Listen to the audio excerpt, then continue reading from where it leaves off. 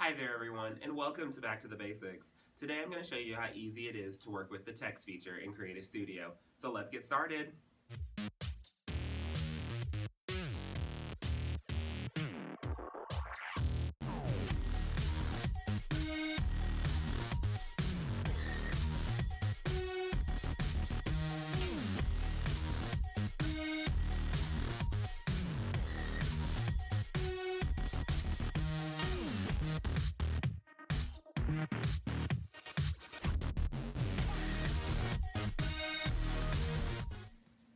So we're going to go ahead and look at the text feature, and the first thing that I'm going to do is make a boundary around my block.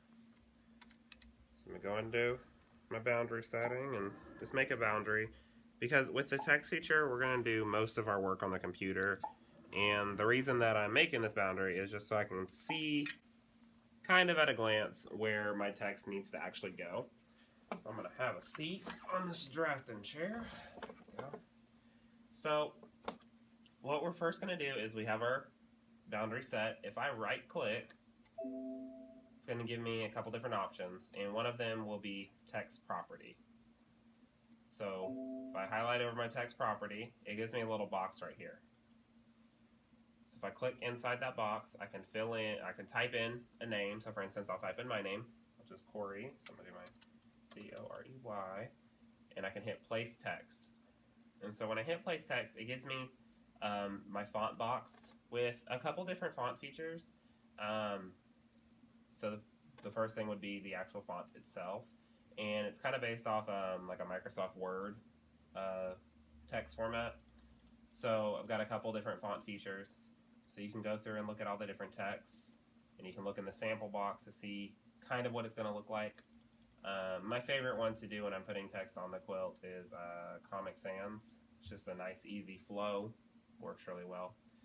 Over here you can see regular, italic, bold, and bold italic. When you're using regular, it's just, as it sounds, a regular looking text. Italic it makes it italicized, or it's a little slanted. With bold and bold italic, it doesn't actually make it bolder, where it would actually like overstitch it and make it bold. So you don't have to worry about those two. You really focus on the first two. And then the size, I always just keep it at 8, because you're going to end up manipulating it anyway, so the size really has doesn't matter for you. And excuse me, if you look over here on the left, you have effects.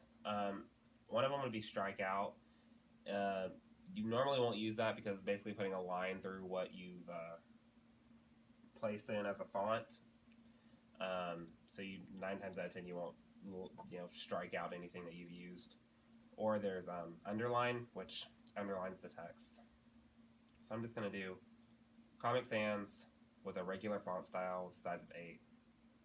So when I hit OK, it's going to put my text on the screen. So I can grab my little circle box and drag it over in. And grab my handles on the side and shrink it down. I can use my rotating anchor and just rotate it which way whenever.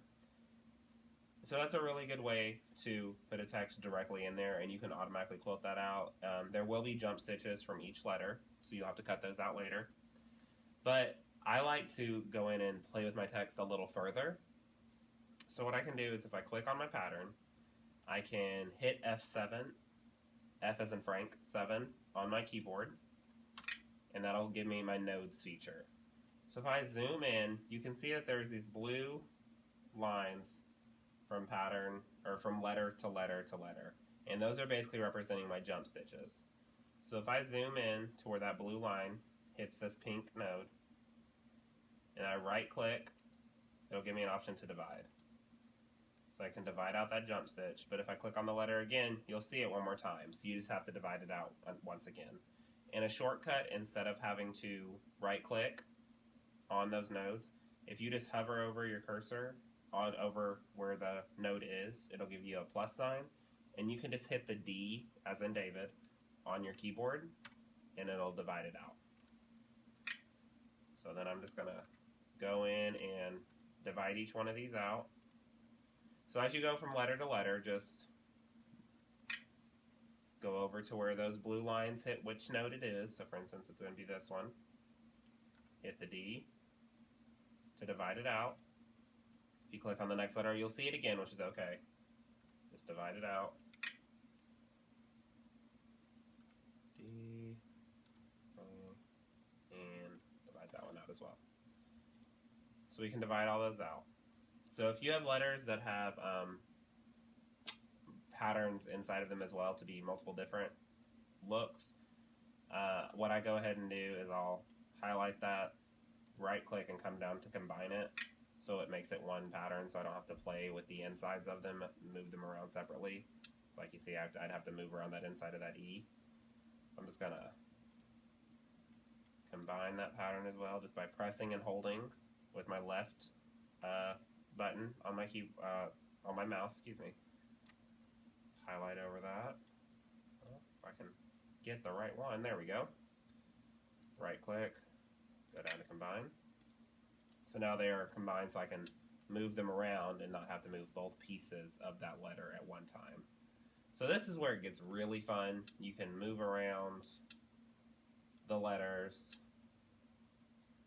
so they fit, you know, a funky way if you want them to.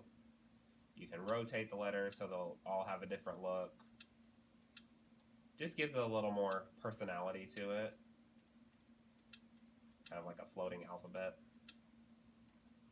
Woohoo! That's actually kind of cool. I've never done that before. That look, at least, before with my letters. Interesting. So what I'm going to do is move them kind of back to where I had them. And I'm going to do a diagonal across my block. So I really like this. But this is really cute. If you do a... what's the game called? Scrabble? That's the game. So you can have a Scrabble look on your quilt. Multiple different names combining to hit, you know, each letters to give a different look. It's kind of fun. So then I can move them all around so they kind of go in, and check the spacing. This is all personal preference. Check the spacing. And it's always good to check your sew order too, if you moved around the letters. So if I click on this letter, I can hit my sew order, which is up here with this little arrow with the kind of looks like your cell phone signal bars right here. Hit that, so it gives me my sew order of 0, 1, 2, 3, 4. So that's how it's going to move around. So that's good. That's what I like. I like it to move from left to right when I'm quilting, so I know what's coming up next. And all I can do is have all my settings the way I want them to. So I'm going to go ahead and hit quilt. Pop out of my chair. Pull up my bobbin thread.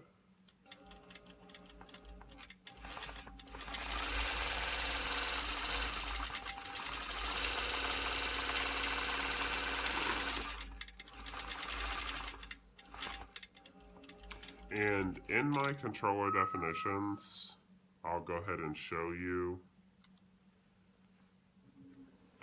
I've set it so it'll do an, after this is done quilting, I've set it so it will do a overstitch over the end of that letter, so it'll close it 100% all the way, because sometimes when the fabric gets shifted, it won't close it all the way. So if you do a little bit of overstitching, it'll 100% close that for you.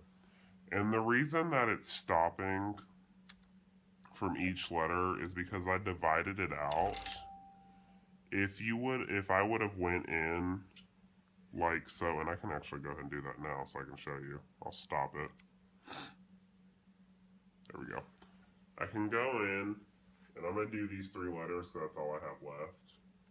But if I highlight just those 3 letters, right click, come down here to combine, it's going to combine them. And what that's going to do is it's going to now stitch out without me having to sit right here and click OK each time. But since I divided each letter separately and I forgot to combine them when I was finished, that's why it's doing this. See, now it's just going to hop to the next one.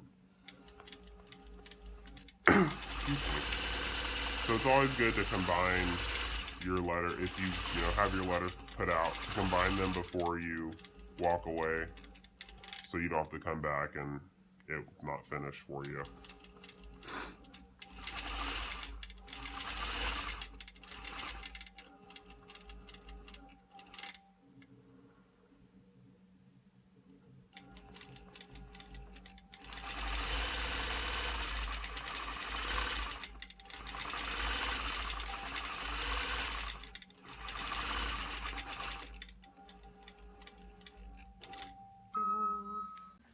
all done, go ahead and pull up my bobbin thread.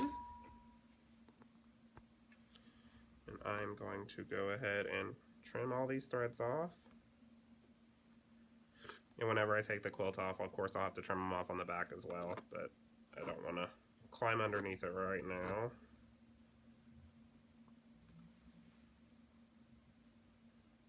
Trim all those off. And so I'm going to go ahead and show you, once I get all this done, how to go into the controller definitions and set that overstitch on, so it just does a couple stitches overstitch to lock that letter in for you.